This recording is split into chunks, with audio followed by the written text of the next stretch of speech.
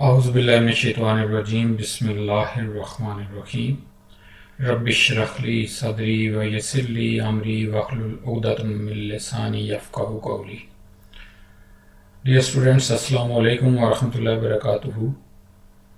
इससे पहले हम लोग जो हैं वो टैक्सेशन का टॉपिक जो है टैक्सेशन का सब्जेक्ट स्टार्ट कर चुके हैं ऑलरेडी। उसके ऊपर जो है वो 4 से 5 जो है हम डिफरेंट जो है वो सेशंस भी कर चुके हैं। तो थोड़ा सा तेज़ी से रीकैप लें कि आज तक हमने क्या कवर किया है और उसके बाद जो है वो हम लोग आगे मूव करेंगे, सो दैट कि आप लोगों को पता चल जाए कि आज की क्लास से पहले पहले जो है वो हम लोग क्या कुछ कवर कर चुके हैं। तो प्रीवियसली हम लोगों ने कोशिश की थी ये समझने की कि व्हाट इज़ द टैक्सेशन क्या है, टैक्स क्यों लगाए जाते हैं, फिर टैक्सेशन सिस्टम क्या होता है, टैक्स कलेक्ट कैसे किए जाते हैं। Across the board across the globe हमने इसको समझने की कोशिश की। आफ्टर डैट जो है वो फिर हम अपने इसको जो है वो इंटरनेशनल टैक्सेशन सिस्टम से जो है वो पाकिस्तान के अंदर जो है वो समझने की कोशिश करते रहे कि जी पाकिस्तान के अंदर टैक्सेशन सिस्टम क्या है, पाकिस्तान जब से बना उससे लेकर आज तक कौन कौन से टैक्स कवानीन हैं। और यूँ चलते चलते हमारा सिलसिला जो है वो रिसेंट जो enacted acts and ordinances with respect to taxes हैं उसके ऊपर हमने जो है थोड़ी सी अपनी अंडरस्टैंडिंग डेवलप की। हमने ये समझने की कोशिश की कि पाकिस्तान के अंदर जो है वो कौन कौन से डिफरेंट टैक्सेस हैं। ब्रॉडर पर्सपेक्टिव में मैंने जिस तरह आप लोगों से शेयर किया कि हम ब्रॉडली टैक्सेस को 2 मेन हिस्सों में तकसीम कर सकते हैं, 2 मेन कैटेगरीज में डिवाइड कर सकते हैं, जिसमें एक है जो है वो डायरेक्ट टैक्सेस की कैटेगरी होती है और दूसरी इनडायरेक्ट टैक्सेस की होती है। डायरेक्ट टैक्सेस में हमने जो है वो इनकम टैक्स को जो है वो एक मेन एग्जांपल दिया के तौर पे यूज़ किया कि इनकम टैक्स हमारे पाकिस्तान के अंदर जो है वो डायरेक्ट टैक्सेस की एक बहुत बड़ी एग्जांपल है। इसके अलावा और भी बहुत से टैक्सेस हैं जो कि डायरेक्ट टैक्सेस की डेफिनेशन में आते हैं।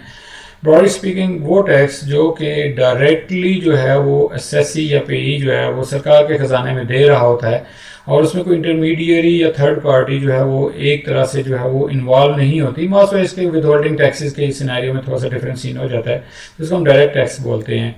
ये डायरेक्टली आपकी इंडिविजुअल की जो है वो एक उसके ऊपर जो है वो आमदनी के ऊपर या डिफरेंट जो उसकी जो है वो सोर्सेज के ऊपर जो है वो टैक्स लैवी होता है और गवर्नमेंट कलेक्ट करती है। इनडायरेक्ट टैक्सेस की एग्जांपल में हमने जो है सेल्स टैक्स की बहुत बड़ी एग्जांपल दी। जीएसटी के नाम से जाना जाता है, सेल्स टैक्स के नाम से जाना जाता है। फॉरेन कंट्रीज में यही टैक्स जो है वो वैट या वैल्यू एडिड टैक्स के नाम से जाना जाता है। तो वहाँ से फिर हम जो है वो फर्दर आए कि what is the income tax. तो इनकम टैक्स के ऊपर जो है वो फिर हमने डिफरेंट हेड्स ऑफ इनकम जो है वो स्टडी किए, समझना जाना चाहिए कि इनकम टैक्स क्या होता है।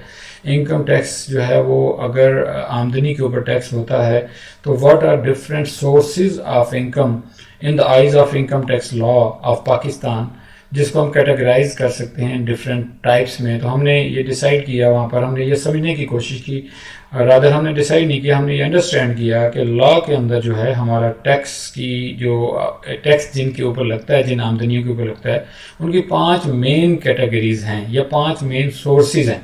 लॉ ने जो वर्ड यूज़ किया इसके लिए that is sources of income. तो अगर हम उसको देखें, number 1 is the income from salary, second one is the income from property, third one is the income from capital gains, income from business, fourth one and the last one जो कि categorise किया गया है source of income, that is income from other sources।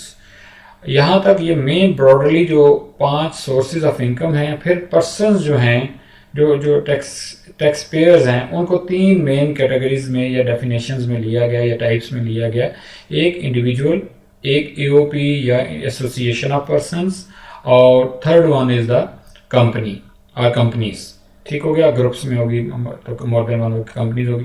तो हम जो है वो इनकम टैक्स लॉ की पॉइंट ऑफ व्यू से ये समझ चुके हैं कि जी 3 ही पर्सन हो सकते हैं। पर्सन इसको बेसिकली वो जो इनकम टैक्स लॉ है इसको पर्सन बोलता है। Person can be an individual, can be association of person, it can be a company. तो फिर यह भी अंडरस्टैंडिंग हुई कि डिफरेंट टैक्सेस के लिए डिफरेंट लॉ होता है। इनकम टैक्स के लिए अलग से लॉ होगा, प्रॉपर्टी टैक्स के लिए अलग से लॉ होगा, सेल्स टैक्स के लिए अलग से लॉ होगा, कस्टम ड्यूटी के लिए अलग से कानून मौजूद है पाकिस्तान के अंदर, फिर टोल टैक्स हो गए और एक्साइज ड्यूटी होगी। इस तरह के मल्टीपल जो है टैक्सेस हैं और उन टैक्सेस की जो है हर टैक्स का अपना जो है वो एक कानून मौजूद है। तो अकॉर्डिंगली उस कानून के तहत जो टैक्स लगता है, तो इनकम टैक्स जो है वो इनकम टैक्स ऑर्डिनेंस 2001, जिस तरह आपके ये स्क्रीन में आप देख रहे होंगे, हमने ऑलरेडी इस पर शेयर कर लिया हुआ है, नॉलेज ये गेन कर लिया हुआ है। और इनकम टैक्स रूल्स हैं, इनकम टैक्स ऑर्डिनेंस को मद्देनजर रखते हुए इनकम टैक्स रूल्स जो हैं वो बनाए गए हैं। फिर कुछ सर्कुलर्स और SROs हैं। ये 4 डिफरेंट चीज़ें हैं, ये मिल के पाकिस्तान के अंदर टैक्स का कानून बनाते हैं। कोई भी चीज़ पाकिस्तान के अंदर, कोई भी टैक्स, या हम ज़्यादा स्पेसिफिक हो जाएं तो पाकिस्तान के अंदर कोई भी इनकम टैक्स उस वक्त तक नहीं लगाया जा सकता, उस वक्त तक जो है वो चार्ज नहीं किया जा सकता, उस वक्त तक ऐड नहीं किया जा सकता आपके बिल्स में, एक्सपेंसेस में या इनवाइसेस में, या फिर उस वक्त तक जो है वो आपकी पेमेंट से डिडक्ट नहीं किया जा सकता, या आपके ऊपर उस वक्त तक जो है वो लेवी नहीं हो सकता जब तक जो है that specific tax which are to be charged is not mentioned in the either or any of these 4 types of sources of information, या laws कहें, rules कहें, ordinance कहें, SRO कहें, circular कहें। सादा ज़ुबान में इसके अंदर जो है ये चीज़ मेंशन होगी। किसी भी रूल्स के अंदर, रेगुलेशन के अंदर इनकम टैक्स ऑर्डिनेंस होगा, इनकम टैक्स रूल्स होंगे, सर्कुलर्स होंगे, SROs होंगे, तो उनमें से किसी एक के अंदर जो है वो कोई टैक्स जो है वो मेंशन होगा कि ये टैक्स फलां इंडिविजुअल पर्सन के ऊपर, कंपनी के ऊपर, EOPs के ऊपर जो है वो ये चार्ज होना है। तो उन लॉज को हम आगे अंडरस्टैंड करना शुरू कर दिया था हम लोगों ने। इनकम टैक्स ऑर्डिनेंस को लिया था, हमने स्टार्ट किया था। इनकम टैक्स ऑर्डिनेंस को जब हम रेफर करेंगे तो इनकम टैक्स ऑर्डिनेंस की ही आगे जो है वो फर्दर हमें रेफर होंगे डिफरेंट किस्म के रूल्स के, इसकी फर्दर एलेबोरेशन या फर्दर डिटेल जो है वो रूल्स के अंदर फलां जगह पे मेंशन है या इसके ऊपर रूल्स बनाया जा सकता है। तो रूल्स को क्रॉस रेफरेंस किया जाएगा कि ये रूल्स जो हैं ये हमने इनकम टैक्स ऑर्डिनेंस के फलां सेक्शन के तहत बनाया है, या फलां सेक्शन के अंदर जो है FBR को या फेडरल बोर्ड ऑफ रेवेन्यू को जो है ये अथॉरिटी थी और उसके तहत ये कानून बनाया जा रहा है। बगैर किसी इन राइटिंग के कोई भी कानून नहीं होगा, जो इन राइटिंग होगा वही टैक्स लगेगा। ठीक, उसके बाद इसके डिफरेंट चैप्टर्स हैं, हम लोगों ने शेयर किया आप लोगों से कि टोटल जो है इनकम टैक्स ऑर्डिनेंस के जो हैं वो हमारे पास इनकम टैक्स ऑर्डिनेंस 2001 के अंदर जो है वो 13 चैप्टर्स हैं और 241 सेक्शंस हैं और 11 शेड्यूल्स हैं। 13 चैप्टर्स, 241 सेक्शंस एंड 11 शेड्यूल्स। ये ऑलरेडी हम लोग इसके ऊपर डिस्कस कर चुके हैं। नहीं भी किया, आप लोगों को इसकी अंडरस्टैंडिंग नहीं डेवलप हुई, तो आज से फिर भी आपको एक दफ़ा रीकैप हो रहा है कि हम लोग जो है इनकम टैक्स ऑर्डिनेंस के अंदर आज तक जो कानून बन चुका है उसमें 241 सेक्शंस हैं, 13 चैप्टर्स के ऊपर जो है वो 241 सेक्शंस मेंशन है। हर चैप्टर का अपना एक नाम है, हेडिंग है, टाइटल है। हम प्रिलिमिनरी में हम लोग जो है सेक्शन 1 से 3 डिस्कस करते हैं, जिसके अंदर टाइटल होता है कि ये ऑर्डिनेंस किस नाम से जाना जाता है, फिर उसकी डेफिनेशंस होती है, और फिर चार्ज ऑफ टैक्स के किस तरह टैक्स चार्ज होगा, और फिर टैक्स ऑन टैक्सेबल इनकम के ऊपर हम आगे थे। चार्ज ऑफ टैक्स के अंदर ही हमने जाके समझा था कि हमारे 5 सोर्सेज ऑफ इनकम हैं, जो मैंने अभी थोड़ी देर पहले भी आप लोगों से शेयर किया। उसके बाद वो इनकम फ्रॉम सैलरी है, इनकम फ्रॉम प्रॉपर्टी है, इनकम फ्रॉम बिजनेस है, इनकम फ्रॉम कैपिटल गेन्स है, और इनकम फ्रॉम अदर सोर्सेज है। हम अपने नॉलेज को आगे फर्दर एक्सटेंड करते हुए जो है वो हम लोगों ने income from property, income from salary को हमने स्टडी किया था। इनकम फ्रॉम सैलरी का ऑलरेडी हम जो है वो टॉपिक कवर कर चुके हैं कि इनकम फ्रॉम सैलरी जो है वो क्या चीज़ है। इनकम फ्रॉम सैलरी के अंदर जो है एक सैलरीड पर्सन, सैलरीड इंडिविजुअल्स को जो है वो हम टैक्स करते हैं by keeping in view the relevant provisions which are mentioned in section 12 to section 14। और फिर उसमें जो है वो हम ये देखते हैं कि कौन कौन सी टाइप ऑफ सैलरी जो है वो एक इंडिविजुअल सैलरीड पर्सन की जो है वो टैक्स होगी, कौन सी टैक्सेबल इनकम है, कौन सी अलाउेबल डिडक्शंस हैं, कौन सी उसको रिबेट्स मिलती हैं, कौन कौन सी उसको जो है वो कंसेशंस हैं, और किस तरह उसकी टैक्स एग्जेम्पशंस हैं, कौन कौन से विद होल्डिंग टैक्सेस जो हैं वो उसके जो है वो नेट टैक्स लायबिलिटीज जो है वो हम विद होल्ड या डिडक्ट करके और लेस करके फिर उसकी ग्रॉस टैक्स लायबिलिटी से वो लेस करके उसका जो है वो net tax liability which is required to be paid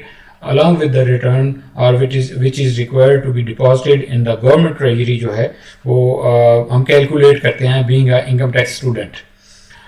तो सैलरीज का टॉपिक सेक्शन 12 से section 14 along with the relevant rules in income tax rules 2002 हमने इसको स्टडी कर लिया। ये टॉपिक हम लोग ऑलरेडी ही कवर कर चुके हैं। तो आज का जो टॉपिक है यहाँ तक हम लोगों ने रीकैप लिया कि हम लोगों ने क्या पढ़ लिया है या क्या कवर कर लिया है। आज की जो हमारी डिस्कशन होगी that will be starting from the या getting knowledge about the income from property या प्रॉपर्टी इनकम जो होती है एक इंडिविजुअल की या एक कंपनी की, तो उसकी टैक्सेशन कैसे होनी है इन the eyes of income tax law. मैं डिफरेंट जो है वो स्टूडेंट्स को जब जो है क्लास में ये चीज़ पढ़ा रहा होता हूँ या बता रहा होता हूँ तो एक चीज़ मेरी ऑब्जर्वेशन है कि स्टूडेंट्स जो है वो ये समझते हैं कि शायद जब हम इनकम फ्रॉम प्रॉपर्टी की बात करते हैं तो शायद जो है ये कोई प्रॉपर्टी डीलर की इनकम है या ये कोई प्रॉपर्टी टैक्स है। जिस तरह अभी चैनल में पहले भी मैंने बताया, बारहा आप लोगों को इस चीज़ का मैंने जो है वो बावर कराया है इस चीज़ से कि हर टैक्स जो है हर डिफरेंट टैक्स जो है उसके लिए डिफरेंट कानून मौजूद है। प्रॉपर्टी टैक्स जो है उसके लिए अलहदा से कानून मौजूद है। इनकम टैक्स लॉ के तहत जो कानून लगता है, जो टैक्स लगता है, ये बेसिकली इनकम टैक्स है। और जो प्रॉपर्टी के ऊपर जो टैक्स प्रॉपर्टी टैक्स लगता है प्रॉपर्टी टैक्स लॉ के तहत, वो प्रॉपर्टी टैक्स है। हम यूँ कह लें कि ये आपकी आमदनी के ऊपर लगता है और वो जो है वो आपकी एक प्रॉपर्टी जो है उसके ऊपर पर स्क्वायर फीट या पर स्क्वायर यार्ड या पर मरला के हिसाब से जो है वो चार्ज होता है। उसकी अथॉरिटी जो है उसकी जो टैक्सेशन का कानून है वो एक सेपरेट कानून है प्रॉपर्टी टैक्स का। और इनकम फ्रॉम प्रॉपर्टी जो है ये इनकम टैक्स है जो कि आपकी रेंटल इनकम के ऊपर या ऐसी आमदनी जो कि आप जो है वो किराए के जरिए जो है वो हासिल करते हैं कि उसके ऊपर टैक्स है। तो इसको आगे समझेंगे तो मजीद आपका जो है ये कॉन्सेप्ट भी क्लियर हो जाएगा। फर्दर एक और कंफ्यूजन आती है लोगों में, लोग मिसअंडरस्टैंड करते हैं या कंफ्यूज करते हैं इसमें कि शायद जो है ये टैक्स जो है इनकम फ्रॉम प्रॉपर्टी के तहत जो सेक्शन 15 में इनकम टैक्स लॉ के तहत हम पढ़ने जा रहे हैं या पढ़ते हैं, ये शायद जो है वो वाला टैक्स है जिसको हम एक प्रॉपर्टी डीलर के ऊपर जो प्रॉपर्टी का कमीशन होता है, प्रॉपर्टी के प्लाट सेल परचेज होती हैं, कमर्शियल प्लाट्स या रेजिडेंशियल प्लाट्स, तो एक प्रॉपर्टी डीलर के बिजनेस के ऊपर जो है ये टैक्सेशन है। नो, ये वो भी नहीं है। ये रेंटल इनकम के ऊपर जो आप रेंट रिसीव करते हैं, आप अपनी बिल्डिंग या घर किराए के ऊपर देते हैं, कमर्शियल हो सकती है, रेजिडेंशियल हो सकती है, तो उसके अगेंस्ट जो आपको किराया मिलता है इस किराए के ऊपर टैक्स है। क्योंकि जब आप किराया लेते हैं, कोई भी आप एक घर किराए के ऊपर देते हैं या एक कमर्शियल प्लाजा किराए के ऊपर देते हैं, तो ये आप वो जो commercial plaza that is your property और उस प्रॉपर्टी के ऊपर आप रेंट की मद में किराए की सूरत में आप एक आमदनी कमा रहे हैं। तो गवर्नमेंट उस आमदनी में से आपको टैक्स करती है और चार्ज करती है। और उसका ये कानून जो है इस तरह की रेंटल इनकम का जो टैक्स है, टैक्सेशन का जो कानून है, that is mention in this section, जो हम आगे जाके भी पढ़ेंगे या इसको अंडरस्टैंड करेंगे। हमारी जो थीम होगी इसकी, जो हमारा अप्रोच होगी इसको अंडरस्टैंड करने के, हम 3 हिस्सों में इसको तकसीम करेंगे। पहले हम ये देखेंगे कि इनकम फ्रॉम प्रॉपर्टी के अंदर जो है वो टैक्स लॉ के अंदर कौन कौन सी चीज़ें शामिल हैं, कौन कौन सी प्रोविजंस जो हैं वो इसमें फाल करें और अप्लाई होती हैं। तो ये हम कहते हैं जी कि this comes as a income from property in the eyes of income tax law. फिर हम वहाँ पर उसके टैक्स रेट्स को पढ़ेंगे और सेकंड कैटेगरीज में हम ये देखेंगे कि जो income from property different accumulate होके टोटल इनकम या ग्रास इनकम बनती है, उसमें से कौन कौन सी अमाउंट्स है which is required to be deduct या डिडक्शंस, अलाउएबल डिडक्शंस के नाम से हम देंगे, एडमिसिबल या अलाउएबल डिडक्शंस के। यार ये कौन सी कैटेगरीज ऑफ पर्सन है जिनकी इनकम फ्रॉम प्रॉपर्टी के में से ग्रास अमाउंट में से कुछ हम जो है वो कुछ खास हेड्स ऑफ अकाउंट्स या हेड्स ऑफ एक्सपेंसेस कहें या अलाउंसेस कहें, क्योंकि वो सारे एक्सपेंसेस नहीं होते, कुछ अलाउंसेस भी होते हैं, या कुछ इस तरह की प्रोविजंस हैं जिनको हम जो है वो लेस करते हैं। तो वो हमारी जो टोटल इनकम है वो उसको लेस कर देती है और नेट टैक्सेबल इनकम जो है वो डिफरेंट अमाउंट होती है, वो लिटिल बिट रिड्यूस्ड अमाउंट होती है, ताकि आपका टैक्स जो है वो कम लगे, क्योंकि आमदनी कम हो जाती है, अकॉर्डिंगली टैक्सेबल आमदनी कम हो जाती है और उसके जो है वो फिर अकॉर्डिंगली टैक्स रेट जब लगते हैं तो टैक्स भी कम पे करना पड़ता है। फिर सेक्शन 16 के अंदर ये जो चीज़ है ये डिडक्शंस की, ये सेक्शन 15A के अंदर हम पढ़ेंगे, ये सेकंड पार्ट में होगा। और सेकंड पार्ट में ही हम जो है एक छोटा सा सेक्शन है सेक्शन 16 जिसमें नॉन एडजस्टेबल अमाउंट्स जो हैं वो, अगर आपने किसी बिल्डिंग के हवाले से कुछ नॉन एडजस्टेबल रिसीवेबल अमाउंट्स हैं तो उनको जो है वो अगर रिसीव किया हुआ है with respect to with relation to some building, तो उसके लिए जो है वो टैक्स लॉ क्या कहता है हम सेक्शन 16 में पढ़ेंगे। इन अदर वर्ड्स सेक्शन 15 को हम वन गो में पढ़ लेंगे, 15A और 16 को वन गो में पढ़ लेंगे, ये दो पार्ट हो जाएंगे। और थर्ड पार्ट में जाके हम इनकम फ्रॉम प्रॉपर्टी की एक प्रैक्टिस क्वेश्चन करेंगे। मैं आपको एक प्रैक्टिस क्वेश्चन प्रेजेंट करूंगा और उसके तहत जो है वो एक इनकम फ्रॉम प्रॉपर्टी की जो टैक्सेशन है कि कैसे उसकी टैक्स लायबिलिटी कैलकुलेट करनी है, ये हमारा थर्ड पार्ट होगा। तो चलते हैं सर, स्टार्ट करते हैं जी। इनकम फ्रॉम प्रॉपर्टी हमारी वही अप्रोच है जो प्रीवियसली थी। हम लोग करते क्या हैं, सबसे पहले लॉ की लैंग्वेज को पढ़ते हैं, लॉ को समझते हैं कि लॉ क्या है, लॉ के अंदर जो है मेंशन क्या है इसके अंदर, इसकी लैंग्वेज टिपिकली जो हमारी, इसको थोड़ा सा हम पोर्ट्रेट कर लेते हैं ताकि थोड़ा सा मजीद क्लियर हो जाए जी। स्क्रीन थोड़ा सा साइज बड़ा हो गया। इनकम फ्रॉम प्रॉपर्टी सेक्शन 15 सब सेक्शन 1 कहता है जी, द रेंट रिसीव्ड और receivable by a person from tax under this ordinance shall be charged income from property shall be charged.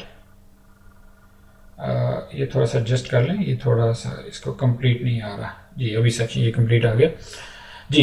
Rent received और receivable by a person for a tax year other than rent exempt from tax under this ordinance shall be chargeable to tax in that year under the head income from property।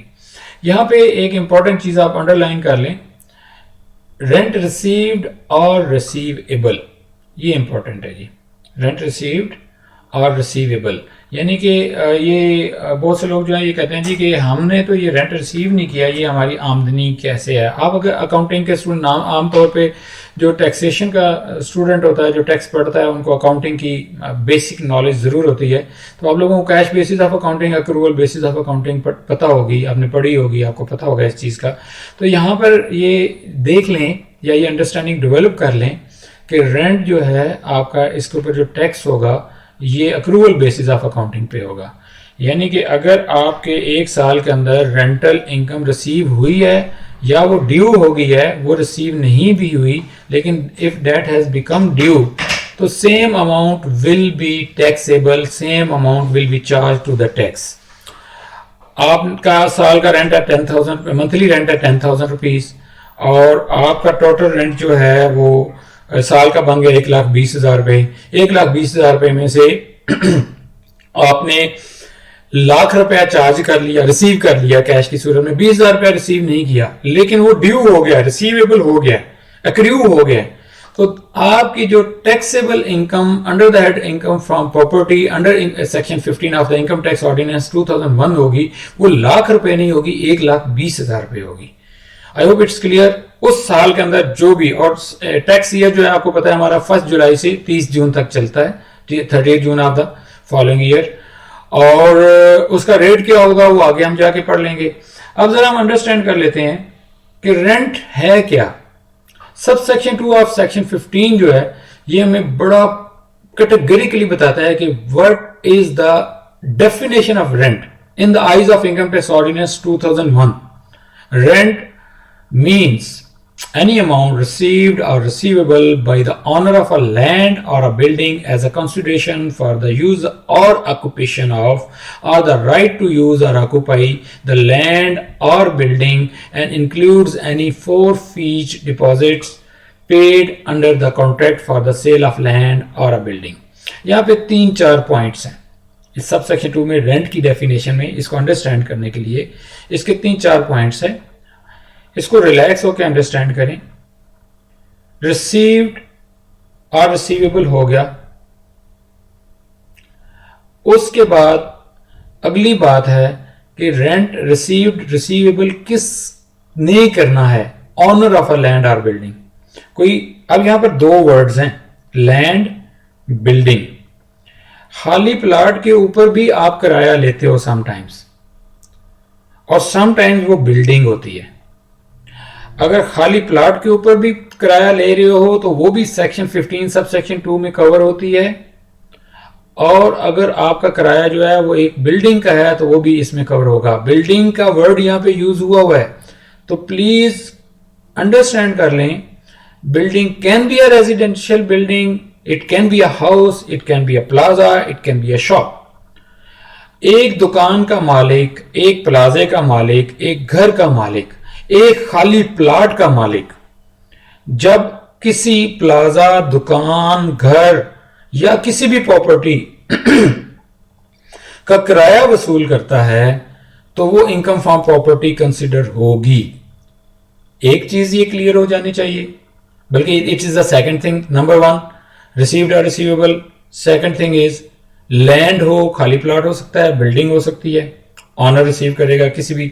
अब तीसरी important चीज यहां पे इस definition में आती है, that is sometimes क्या होता है कि आपका वो प्लॉट जो है उसके ऊपर आपका राइट तो होता है कि ये प्लॉट मेरे पास है, लेकिन जो टेनेंट है वो उसको यूज नहीं कर रहा होता। वो यूज करे या ना करे, अगर आप उसने ऑक्यूपाई किया हुआ है, वेकेंट रखा हुआ है, दैट इज हिज और her headache. This is not the headache of the landlord. वो उसके ऊपर किराया लेगा, और वो किराया लेगा तो वो उसको जो है वो टैक्सेबल इनकम के तौर पे जो है वो इनकम टैक्स लॉ ट्रीट करेगा। ठीक हो गया, ये तीसरा पॉइंट है इसके अंदर। And the fourth one point जो कि एक एडिशनल चीज डाल दी गई है इस लॉ के अंदर, ये रेंट नहीं बनता, लेकिन लॉ ने इसको भी रेंट की डेफिनेशन में ले लिया है। That is 4 fees deposit paid under a contract for the sale of land or building. बड़ी सिंपल सी चीज है। देखें, आप लोग समटाइम्स कहते हो जी कि यार ये मैंने प्लॉट बेचना है, या ये मैंने जमीन बिल्डिंग बेचनी है, घर बेचना है, कमर्शियल प्लाजा बेचना है। तो जब डील हो रही होती है तो उस वक्त जो है एक सिक्योरिटी डिपॉजिट या एक टोकन मनी या इस तरह करके कुछ जो है वो बयाना टाइप या एडवांस टाइप एक अमाउंट होती है जो कि पे होती है एक कॉन्ट्रैक्ट के तहत कि जी हम ये इतने पैसे अभी दे देते हैं और remaining amount will be paid at the time of transfer और in installments and whatever the contract is. तो ऐसे सिनेरियो में जब ये सिचुएशन बन जाती है तो सम टाइम जो है ये डील मैच्योर नहीं होती, कॉन्ट्रैक्ट जो है वो फुलफिल नहीं होता। तो फिर कहा जाता है जी कि अगर आप जो है वो कॉन्ट्रैक्ट को रिक्वायरमेंट्स को टाइमली पेमेंट नहीं करेंगे तो हम आपके पैसे जब्त कर लेंगे। अब ऐसी जब्त शुदा अमाउंट जो है या डिपॉजिट जो है या सिक्योरिटी जो है, that is also to be considered as income from property, और उसको भी इसमें ऐड करके आपने इनकम फ्रॉम प्रॉपर्टी या रेंटल इनकम जो है वो कंसिडर करना है, और अकॉर्डिंगली उसकी आगे जो है वो टैक्स कैलकुलेट होगा। आई hope it's very much clear now कि सादा जबान में कोई बयाना वगैरह जब्त होता है तो वो भी जो है वो आपका इनकम फ्रॉम प्रॉपर्टी की डेफिनेशन में आ जाएगा और ये टैक्सेबल होगा in the eyes of income tax ordinance 2001। फिर उसके बाद जो है फर्दर कुछ चीजें बताई गई हैं सब सेक्शन 3 के अंदर कि ये सेक्शन जो है इसकी एप्लीकेशन जो है वो किसके ऊपर होनी है और किसके ऊपर नहीं होनी। देखें, एक सिनेरियो होता है, थोड़ा सा एक सिनेरियो बना लें, फिर इसकी अंग्रेजी पढ़ेंगे, हम इसको समझेंगे कि इसके अंदर मेंशन क्या है, it will be clear. Sometimes आप रेंट आउट करते हो एक ऐसी बिल्डिंग जिसके अंदर एक पार्ट की प्लांट या मशीनरी या इक्विपमेंट लगा होता है, और that is a part and parcel of that building. मसलन आपने एक प्रिंटिंग प्रेस लगाया हुआ है। अब प्रिंटिंग प्रेस जो है वो सेग्रीगेट तो नहीं हो सकता उस बिल्डिंग से, वो उसी का पार्ट होगा। या फिर आपने एक कोई यूं समझें कि एक आपने वाटर ड्रिलिंग पॉइंट्स लगाए हुए हैं, वाटर फिल्ट्रेशन प्लांट्स लगाए हुए हैं, उसके अंदर एक ऐसी बिल्डिंग है, कमर्शियल बिल्डिंग है, उसके अंदर जो है वो आप वाटर फिल्टर करते हैं और वो प्लांट्स जो हैं वो उसके अंदर फिक्सचर्स के तौर पे लगे हुए हैं, वो उसको सेग्रीगेट नहीं कर रहे। ऐसी सिचुएशन में लॉ क्या कहता है जी कि अगर आप जो है वो ऐसी बिल्डिंग देंगे, किसी को रेंट आउट करेंगे जिसके अंदर जो है वो प्लांट एंड मशीनरी या इस तरह का इक्विपमेंट भी लगा हुआ है, और तो वो लीज के ऊपर मतलब जो है वो पे कर रहे होंगे, तो this section shall not apply to any rent received और receivable by any person respect of the lease of a building. अगर आपने एक बिल्डिंग रेंट आउट या लीज पे दी है जिसके साथ प्लांट या मशीनरी है तो उसके ऊपर ये सेक्शन अप्लाई नहीं होगा। ये सेक्शन अप्लाई नहीं होगा का ये मतलब नहीं है कि इसके ऊपर टैक्स नहीं लगेगा, उसके ऊपर टैक्स जरूर लगेगा, लेकिन वो टैक्स इनकम फ्रॉम प्रॉपर्टी के तहत नहीं लगेगा, वो tax income from other sources के डेफिनेशन में आके उस कैटेगरीज में फॉल होगा. Such rent shall be chargeable to the tax under the head income from other sources. I hope it's clear now.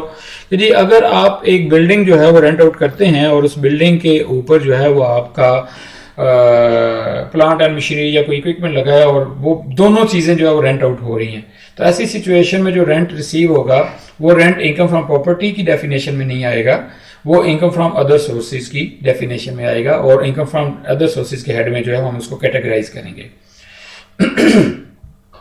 Section 3A के ऊपर आते हैं.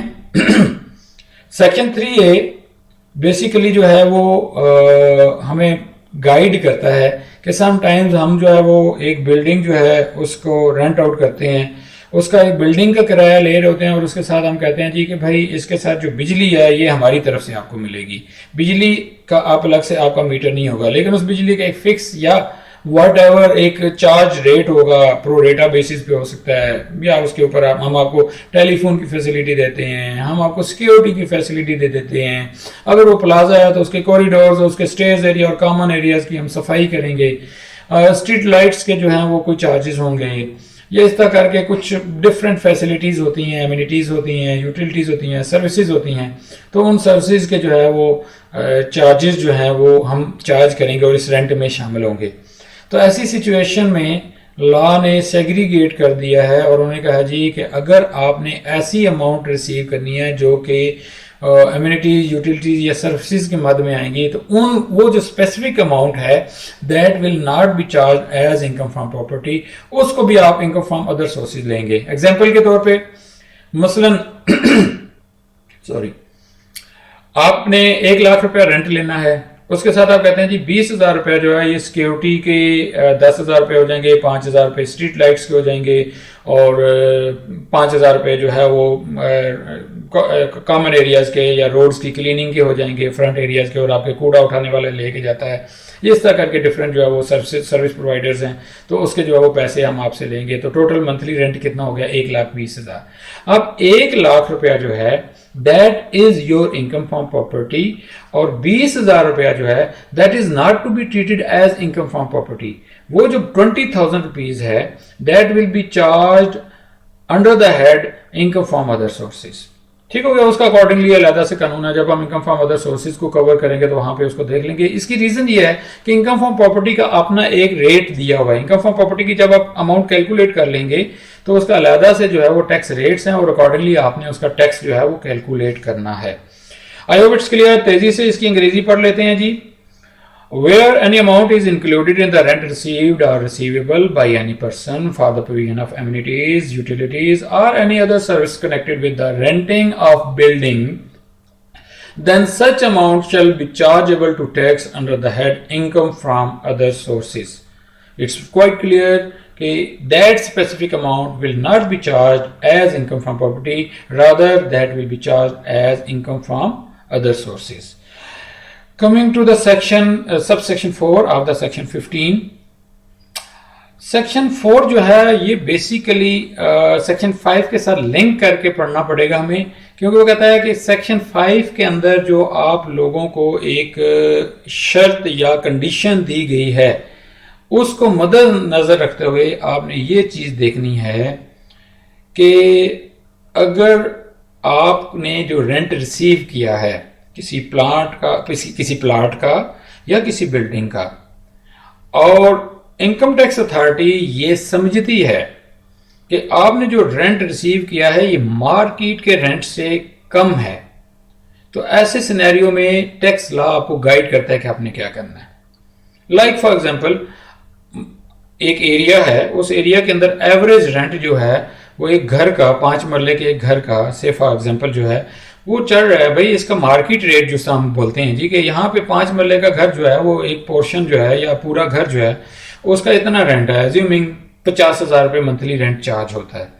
तो आप उसको अगर जो है वो 35,000 रुपये पे दे रहे हो और अथॉरिटी कंसीडर करती है, अथॉरिटी की यहाँ पे जब मैं बात करूंगा तो इसका मतलब है FBR, federal board of revenue, और उसके अथॉराइज्ड पर्सन जो हैं वो ये समझते हैं कि यार मार्केट के अंदर ये जो एरिया है, इस स्पेसिफिक एरिया के अंदर 5 मरले का एक घर जो है वो बाकी सब लोगों ने 50,000 रुपए, 45,000 रुपए, 55,000 रुपए एवरेज 50,000 के रेंज में दिया हुआ है।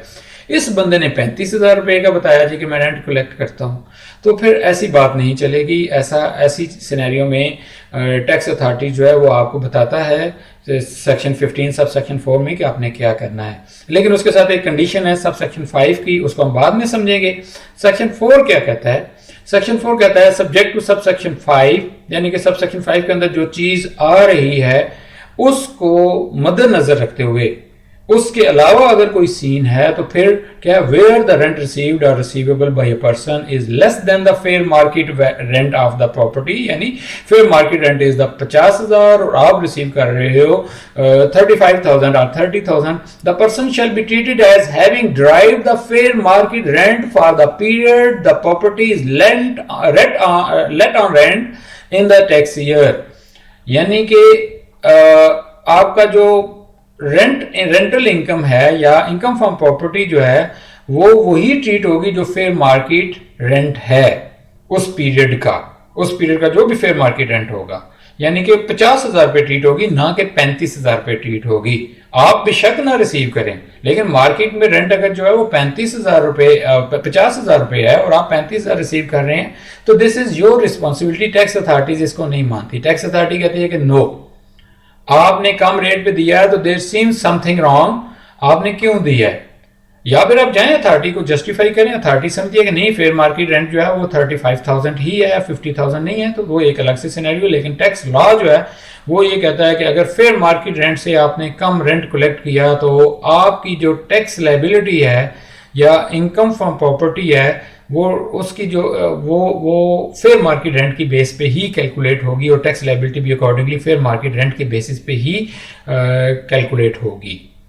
तो I hope it's clear. Then अब इस सेक्शन 4 के अंदर एक कंडीशन है फेयर मार्केट रेंट के हवाले से। समटाइम्स क्या होता है जी कि यहाँ पर तो ये चीज क्लियर होगी कि अगर आपका फेयर मार्केट रेंट जो है वो कम है तो आप सॉरी ज्यादा है और आपने कम कलेक्ट किया है तो आपको जो है वो जो एक्स्ट्रा अमाउंट है वो आपकी जितनी भी आपने कम पे किया वो आपकी टैक्सेबल इनकम में शामिल हो जाएगी। लेकिन एक कॉमन मतलब पर्सन जो आपका टेनेंट है वो टेनेंट एक आम बंदा है, उसका कोई रिकॉर्ड नहीं है या वो आपके कंट्रोल में है, लेकिन अथॉरिटी ने या गवर्नमेंट ने जो है या टैक्स अथॉरिटीज ने एक चीज और जो है वो फैसिलिटेट किया, हम यूं कहें सैलरीड पर्सन को। देखें बहुत से सरकारी मुलाजम स्पेशली मैं यहाँ पर कहूँगा वो क्या करते हैं, सेल्फ हायरिंग का एक कॉन्सेप्ट है। मीन्स के उस बंदे का अपना घर और सरकार जो है वो उसको कहती है कि अपने घर को आप हायर कर लें और उसका एक जो रेंटल चेक है मंथली बेसिस पे वो हम आपको पे करेंगे या देंगे। तो ऐसे सिनेरियो में आपका फेयर मार्केट रेंट 50,000 ही है लेकिन गवर्नमेंट या जो आपका एम्प्लॉयर है, जो कंसर्न मिनिस्ट्री है, कंसर्न अथॉरिटी है, वो आपको उसका 40,000 या 35,000 रुपये देती है। तो अब इट इज रिकॉर्डेड क्योंकि चेक के जरिए आपको पेमेंट हो रही है, प्रॉपर उसकी सेल्फ हायरिंग हुई है। सेल्फ हायरिंग का कॉन्सेप्ट आप लोगों को पता होगा, नहीं तो इसको आप सेपरेटली कहीं पे देख सकते हैं। तो सेल्फ हायरिंग के ऊपर जो है वो एक रिकॉर्ड के ऊपर आता है। तो फिर ये जो प्रोविजन है कि आपका जो है मार्केट रेंट से कम है तो आप ज्यादा अमाउंट जो है वो टैक्सेबल करेंगे, नहीं, फिर नहीं। सेल्फ हायरिंग के केस में ये सिनेरियो जो है ये सब सेक्शन 4 जो है ये अप्लाई नहीं होता।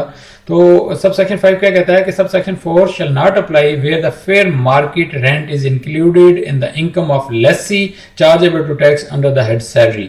देखें सैलरी के अंदर जो है वो लेसी की अमाउंट जो है वो एज एन इनकम जो है वो तभी शामिल होती है जब उसको जो है वो एक सेल्फ हायरिंग का कॉन्सेप्ट होता है और उसको जो है वहां से पैसे मिल रहे होते हैं एम्प्लॉयर की तरफ से। सैलरी की डेफिनेशन या सैलरी की जो हमने इससे पहले कॉन्सेप्ट लिया उसमें ये चीज हमने समझ ली कि वो पैसे जो एम्प्लॉयर एम्प्लॉय को देता है that is basically considered as salary. तो अगर वो रेंट जो एम्प्लॉयर आपको दे रहा है वो रेंट आप रिसीव करते हैं तो मार्केट रेट से बेशक कम हो, मार्केट रेंट से बेशक कम हो, तो उसके ऊपर जो है सेक्शन 4 सब सेक्शन 4 जो है आप section 15 of income tax ordinance 2001 जो है दैट डजंट अप्लाई। ये एक एक्सक्लूजन कहीं या इसके ऊपर जो है एक रियायत दी गई है। Last part of this section 15, that is income under this section shall be charged or derived by individual or AOPs shall be liable to tax at the rate specified in division 6A of part 1 of the first schedule. तो ये basically यहाँ पर sub section 6 के अंदर जो है वो हमें गाइडलाइन प्रोवाइड कर दी गई है कि ऊपर आपको हमने पता किया जी कि कौन कौन सी अमाउंट जो है that is to be considered as income from property. अब वो अमाउंट हमारे पास आ गई, अब उस अमाउंट को हमने टैक्स करना है, तो टैक्स का कोई एक रेट होगा कि किस रेट पे टैक्स करना है। तो यहाँ पर सब सेक्शन 6 जो है ये गाइड करता है कि वो कौन सा टैक्स रेट होगा। यहाँ पे दो इम्पॉर्टेंट चीज़ें हैं कि ये रेट जो अभी हम इसमें section division 6A part 1 of the first schedule में देखेंगे, अभी चंद लम्हों बाद मैं आपके सामने ये डिस्प्ले करूँगा, ये इंडिविजुअल और AOPs के लिए हैं, कंपनीज का अपना रेट होगा। If rental income is being collected by an individual or association of person, तो फिर ये division 6A part 1 of the first schedule जो है ये अप्लाई होगा, ये रेट्स अप्लाई होंगे। लेकिन अगर कंपनी का सिनेरियो, तो कंपनीज के अपने रेट्स हैं, जो डिफरेंट रेट्स होते हैं, वो वहाँ पर उसकी इनकम फ्रॉम प्रॉपर्टी कैलकुलेट होके उसकी टोटल इनकम में शामिल हो जाएगी और अकॉर्डिंगली वो टैक्स होगी।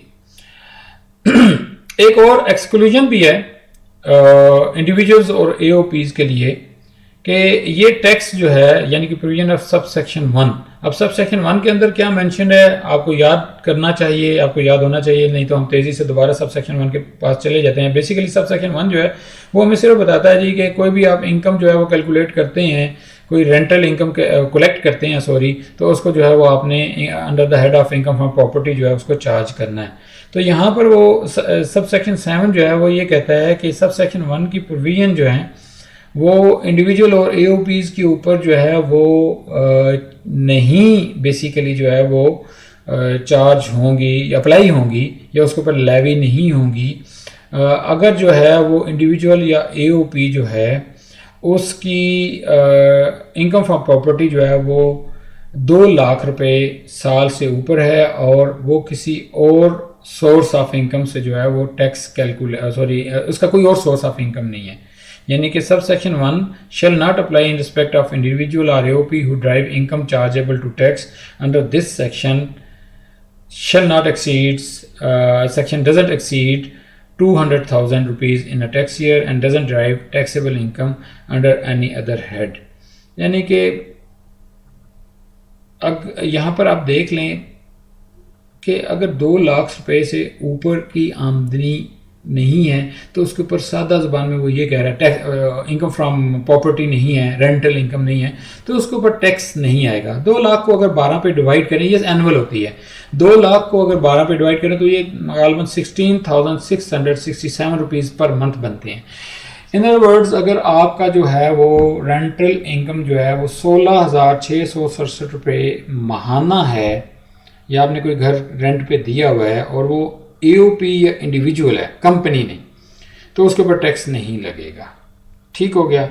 तो अगर हम डिवीजन 6A भी थोड़ी देर बाद मैं आपके सामने जो है वो डिस्प्ले करने जा रहा हूँ, वहाँ पर भी देखें तो वहाँ पर भी बेसिकली जो टैक्स रेट स्टार्ट होते हैं वो 2 लाख रुपए से ही स्टार्ट होते हैं।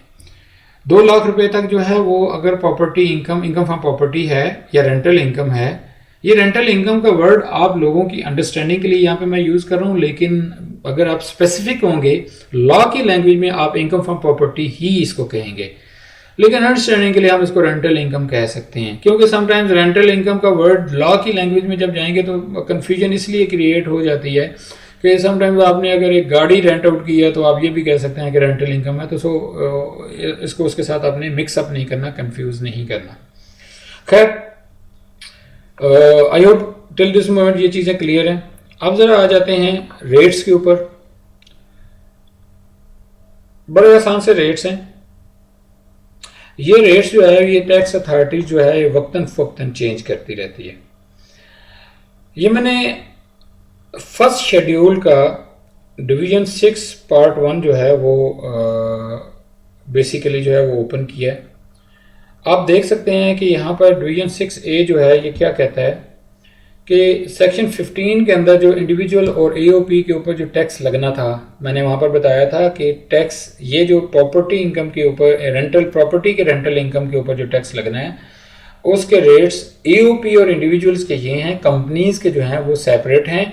कंपनी के जो है वो वैरी करते हैं depending upon the nature of business of company. अगर बैंकिंग कंपनी है तो उसके और होंगे, प्राइवेट कंपनी है तो और होंगे, पब्लिक लिमिटेड कंपनी है तो उसके रेट्स और होंगे। That will be shared with you lately इंशाल्लाह ताला। तो यहाँ पर हम अगर एक इंडिविजुअल और ईओपी के केस में देखें तो 2 लाख रुपए तक अगर उसका ग्रास अमाउंट ऑफ रेंट है तो उसको कोई टैक्स नहीं देना। 2 लाख से ऊपर है लेकिन 6 लाख रुपए तक है तो फिर हम जो है वो 2 लाख से ऊपर 6 लाख रुपए तक 5% tax amount exceeding that ₹2 lakh जो है वो चार्ज करेंगे। कुछ लोग जो है वो यहाँ पर जो बिगिनर किस्म के स्टूडेंट्स होते हैं वो इसको मिस कैलकुलेट कर रहे होते हैं। वो कैसे मिस कैलकुलेट कर रहे होते हैं कि वो एक रेंटल इनकम है, से फक्त मैं कहता हूँ ये सालाना जो है एक इंडिविजुअल ने जो है या ईओपी ने जो है वो रेंटल इनकम जो है उनकी 4,80,000 रुपये। तो वो देखते हैं अच्छा जी 2 लाख रुपए में तो ये फॉल नहीं करता, ये 2 लाख और 6 लाख की कैटेगरी में या इस स्लैब में फॉल करता है। तो स्टेट वे 4,80,000 रुपये को जो है वो उसका 5% चार्ज कर लेते हैं और 5% चार्ज करके उसको कहते हैं दिस इज इट्स हिज और हर या ईओपीज जो है वो tax liability under the head income from property. No sir, ऐसा नहीं होगा। पहले 4,80,000 रुपये में से आप 2 लाख रुपया निकालेंगे तो रिमेनिंग आपके पास 4,80,000 रुपये में से 2 लाख निकालने के बाद जो फिगर आएगी दैट इज 4 लाख रुपये में से 2 लाख निकालेंगे तो आपके पास रिमेनिंग जो फिगर आएगी दैट इज 2,80,000। तो अब आप जो टैक्स रेट 5% अप्लाई करेंगे वो बेसिकली 2,80,000 रुपये पे अप्लाई करेंगे, ना कि 4,80,000 रुपये पे अप्लाई करेंगे। 2,80,000 का 5% ले लेंगे और ये जो है ये टैक्स लाइबिलिटी उसकी बन जाएगी। अच्छा, अब अज्यूमिंग कि आपका जो टैक्स है, टैक्स लाइबिलिटी है वो रेंटल इनकम जो है वो 8 लाख रुपए है। आपने सालाना 8 लाख रुपया रेंट की मद में जो हमने डिफरेंट प्रोविजंस पढ़ी उनमें आपने कलेक्ट किया, तो उसका जो 8 लाख रुपया उसमें से आप करेंगे क्या? सबसे पहले उसका बड़ा सिंपल है, उसमें आप 2 लाख ना निकालें, आप उसमें 6 लाख ही करें। आप सीधा चले जाएं, देखें यार किसके अंदर फॉल करता है जी। ये फॉल करता है 6 और 10 लाख के दरमियान। तो स्लैब 3 आ जाएगा। स्लैब 3 में वो ये कहता है जी कि 20,000 रुपये plus 10% amount exceeding 6 lakh rupees. अब 20,000 रुपये आप सेपरेटली एक टैक्स दे देंगे। अब 8 लाख रुपए में से 6 लाख रुपए से एक्सीड करके 8 लाख रुपए तक कितना डिफरेंस है? That is 2 lakh rupees.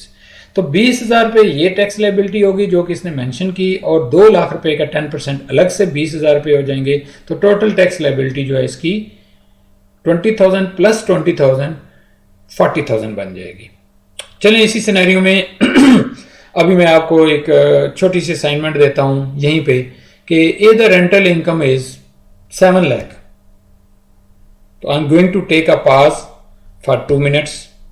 आप जरा कैलकुलेट करें, मैं भी उसको कैलकुलेटर के ऊपर कैलकुलेट करता हूं कि उसकी टैक्स लाइबिलिटी कितनी बनेगी। आप अपने कैलकुलेटर्स अरेंज करें और it's a simple question to you. An individual is having a rental income totaling ₹7 lakh in a year.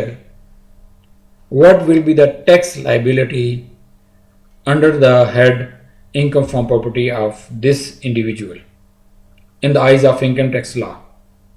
7 lakh रुपए एक इंडिविजुअल की सालाना रेंटल इनकम है, तो इसकी इनकम टैक्स लाइबिलिटी कितनी बनेगी? आप अपने तौर पे कैलकुलेट करें, मैं अपने तौर पे कैलकुलेट करता हूं।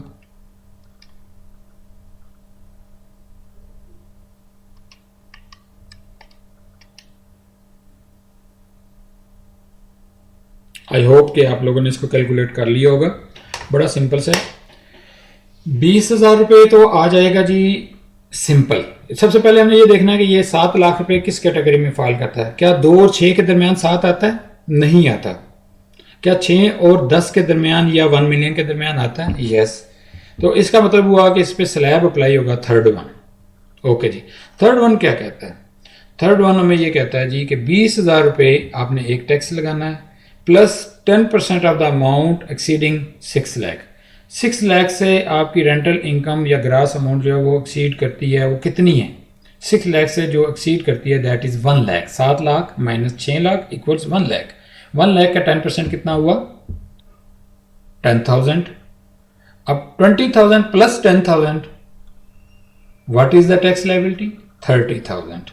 आप लोगों में से जिन लोगों ने 30,000 टैक्स लायबिलिटी कैलकुलेट की during the previous pass session, उनकी टैक्स लायबिलिटी तो ठीक है, दूसरे जो है वो अपने आप को करेक्ट कर ले। तो यहां तक जो है वो हमारा एक first part of the income from property clear हो गया है। आई होप कि इसको जो है हम सम अप कर लेंगे, आप लोग जो है इसको समझ लें। वीडियो लेक्चर आपके पास मौजूद होगा, इस वीडियो लेक्चर को आप पॉज कर सकते हैं जहाँ पर समझ नहीं आ सकती। मेरा नहीं ख्याल कि आप लोगों को जो है इसके नोट्स देने की ज़रूरत है, क्योंकि बेयर एक्ट या बेयर जो लॉ की लैंग्वेज है वो मैंने आपको बड़ी आराम से स्लोली जो है स्क्रीन के ऊपर शो की है। आप इसको जो है वो जहाँ पर समझ नहीं आती उसको पॉज करें, उसको स्टडी करें, लर्न करें, अंग्रेज़ी समझें, उसकी लॉ की लैंग्वेज को समझें, उसको अपनी ज़ुबान में अपनी अंडरस्टैंडिंग में उसको इंटरप्रेट करें, और उसके बाद जो है वो फिर जो मैंने आपको बताया उसके साथ लिंक अप करें। और इवन देन अगर आपको कोई कंफ्यूजन है तो फिर definitely we will have a live session. उस लाइव सेशन के ऊपर जो है वो हम उसके अंदर जो है हम इसको डिस्कस कर लेंगे। Come up with the question in the live session, and till next video यहाँ पर मैं आपको अल्लाह हाफिज़ कहूँगा। Have a nice day, have a blessed day and have a safe day. जज़ाकल्लाह खैर। अस्सलामु अलैकुम व रहमतुल्लाहि व बरकातुहू। अल्लाह हाफिज़।